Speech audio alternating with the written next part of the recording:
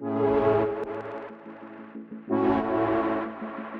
name is Lauren. I'm a fiber artist based in Salt Lake City, Utah. Dip-dyed fiber art is a unique way to bring texture and warmth inside your home. You can touch it and you can feel it. It really is something so special.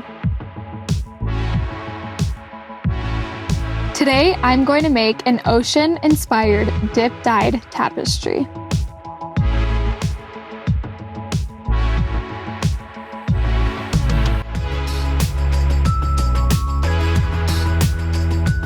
I taught myself this process actually about 4 years ago, and I did a lot of weavings and dip dye, and I just fell in love with the dip dye process. And really just trial and error taught me the best way that I could create them.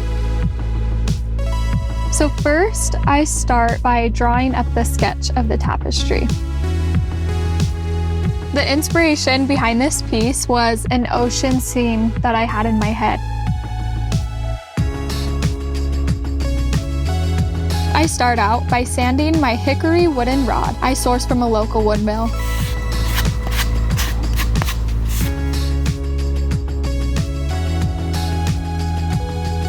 I then will stain it with an oil-based stain and seal it with a soft sealant. This staining will bring out the natural grain in the wood. Then I will cut by hand my wool blend yarn. There is some challenge working with yarn. The yarn can vary in slight colors. Sometimes the yarn, it can start to fray. But that's why I also love this type of yarn I use, is because it is a very durable yarn and it can withstand the heat and the weights of the dye. I need to boil the water and get the water up to a very high temperature. If the dye isn't to a certain temperature, it won't absorb entirely into the yarn.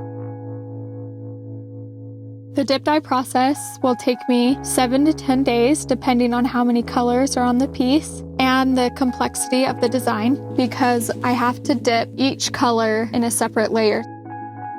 I can't dip multiple colors at once, or else they will blend and not give me sharp lines.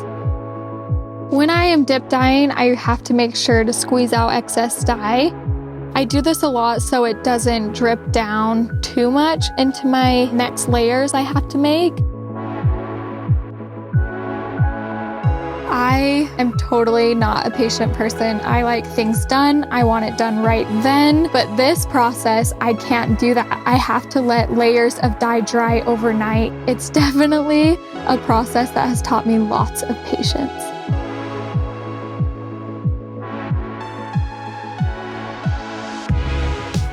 After I've dip dyed the piece, I will trim the excess yarn and photograph the piece. It feels amazing when I complete a tapestry. That is actually one of my favorite parts of the whole process, is hanging it up onto my wall and styling it and taking that picture. I think just the whole creative process, that's putting your mind in a different space, not to think about world or your stresses, but to think about something new and creative and beautiful. There's enough space in this world for everyone to be creative in their own way.